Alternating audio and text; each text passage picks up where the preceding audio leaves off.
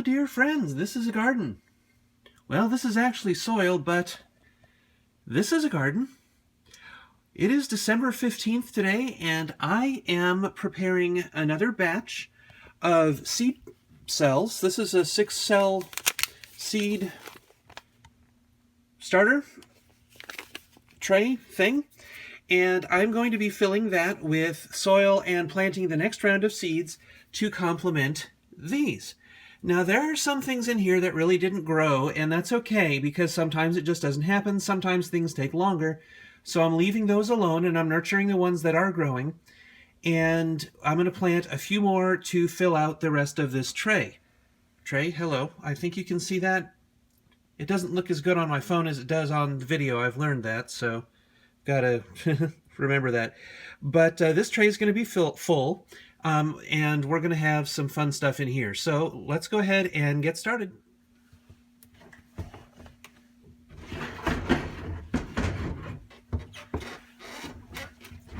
So this is an experiment. I've not videoed this like this before, but what I'm going to show you is a couple of different things relating to my soil and when to water on the seedlings. Now the seedlings, let me show you a couple of things. First of all, this is my soil. It's kind of dark here. I know you can't really see it well, but I'll do a close-up on it in just a second. Actually, I know what I can do. Let's try this.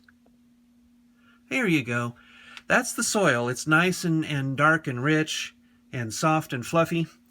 When soil dries out and needs to be watered, it starts to look like this. Let me get the camera to focus properly on this. Hang on. Let's get you. Now you see how this soil is kind of weird yellowish white kind of a thing? That is when the soil has dried out properly on the top so that you can water again. And with these, because of the tray I have, I bottom water, and that's what's going to happen with these and with the rest of the plants. So, putting that back, let me refocus down here.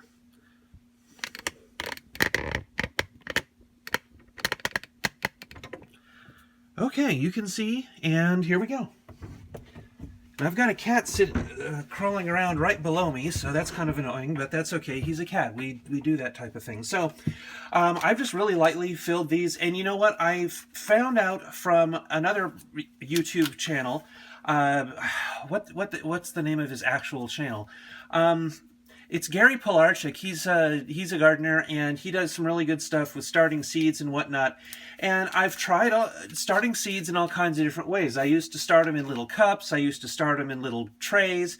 I've done a lot of things, but so far for this batch, the version of starting seeds in cells that he does is worked rather well for me. So what he does and what I started to do is just go ahead and lightly fill the cells and then push them down with your thumb to get a base.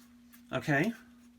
Like that. So we're going to go ahead and do that on all of these. And the reason I'm doing this over the soil is because I don't have a really work table type of a thing. So just kind of nudge those down and get them snug. You know, not really hard, just so that they're finger tight, if you will. You know how when you tighten a bottle of soda, you just do it finger tight. You don't crank it really tight so that it is impossible to open. Same type of thing here. We're just doing a really light packing, nothing heavy, because when the seeds mature, you're going to have this light bit of topsoil, but then the root has to go all the way down. So what we're encouraging, or what I'm encouraging, is I want the roots to go down as far as they possibly can so that we get a really good, strong root system at the beginning, okay? Doing that will allow it to have a lot better chances of flourishing when you put it into the next container, and the shock will be less because it doesn't have to work as hard to accommodate to its new container. So there we go. Then just a light fluffy on top. And you know, I didn't do this last time. I probably should have. Just even off the cells so you can see where they are. What I did last time, I overfilled these so you actually weren't able to see where the different cell divisions were. So when I would scoop all the stuff off, you couldn't see these little walls, and I was like, "Where's the next one? Where's the next one?" So scooping off, there we go, and that's it. So that goes down and we just do a few more of those. A note about these cells. Now these cells are tall. They're a couple of inches tall, but one thing I didn't talk about, and let me go ahead and brighten this up just a little bit. There we go. These cells have holes in the bottom. See, we've got those holes.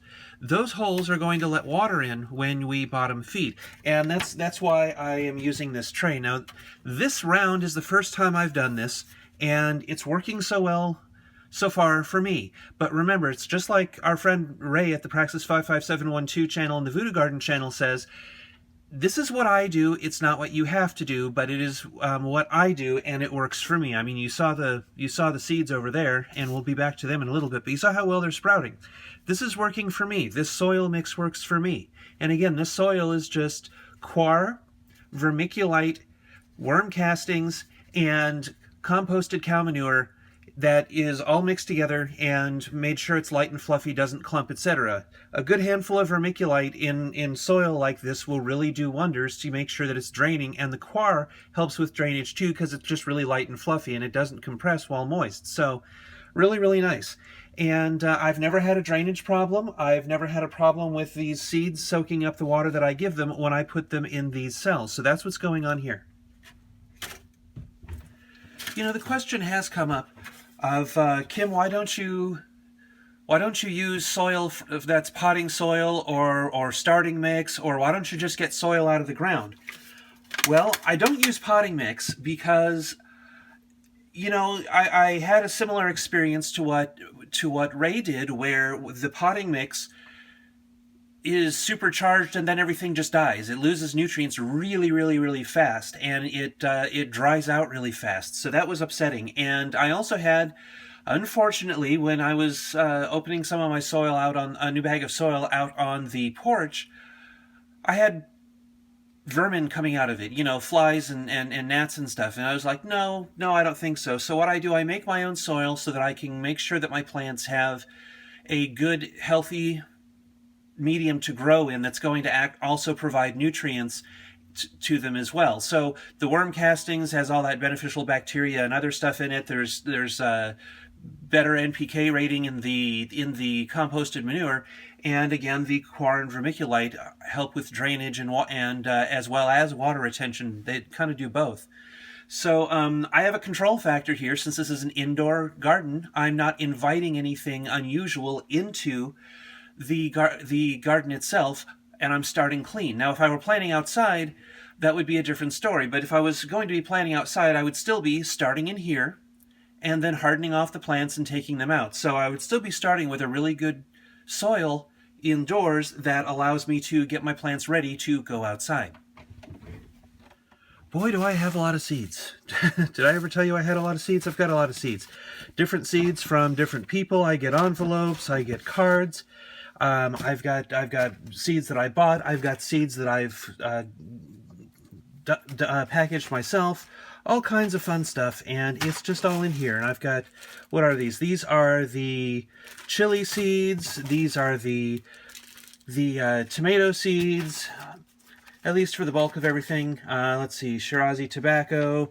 This one has papaya and something else, or is it just papaya? I don't remember. Anyway, there's a lot of good stuff here.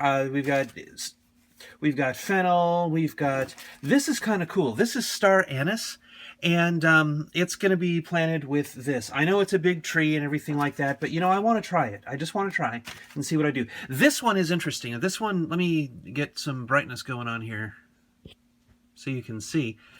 This is something called grains of paradise, and grains of paradise are, they're kind of like, they taste kind of like pepper, but with kind of a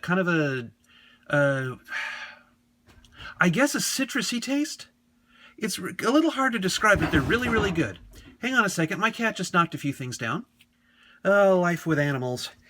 Anyway, so yeah, I've got all these seeds, and we're going to go ahead and pack these up in, well, I'm not going to pack them up. I'm actually going to seed a number of these things. So hang tight, and you'll see them as soon as they're seeded. I'm not going to video that, but I'll do that another time. Anyway, this is all of my stuff. I've got just tons of stuff, and once they're all seated in those trays, we'll go ahead and go over and look at the at the tray full of seeds that have been started and seeds that are just going in. Hi everyone, this is Kim. I'm kind of shaking here, so I'm going to move this again.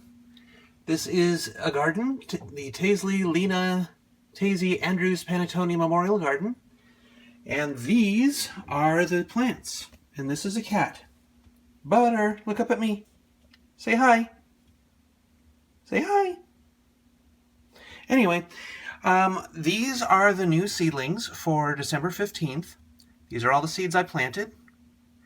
And I wanted to show you again the difference between dry and wet soil. And it's not that it's wet soil, it's just moist, it's damp. See how the color gets that kind of yellowish brown? And see how this is nice and dark and rich, and yet that is weird and brown and stuff? Yeah, that's what happens. So that's how you know when it is time to water again. These could probably go another day, but I'm going to go ahead and do them watering on them tonight and let them go, and we should be good.